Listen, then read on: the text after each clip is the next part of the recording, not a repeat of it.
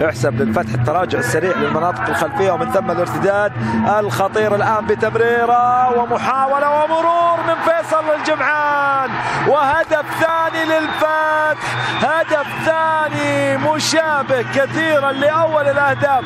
ارتداد سريع وغير عادي للفريق الفتحاوي بفرحه شبانه ايضا على التشجيع وجمهور الحاضر. وفيصل الجمعان في اللقطه الماضيه مرور من عبد الله معيوف وانفراد كامل بمرمى الفريق الاهلاوي بدون اي متابعه في لقطه كان يتقدم فيها الدفاع الاهلاوي للامام.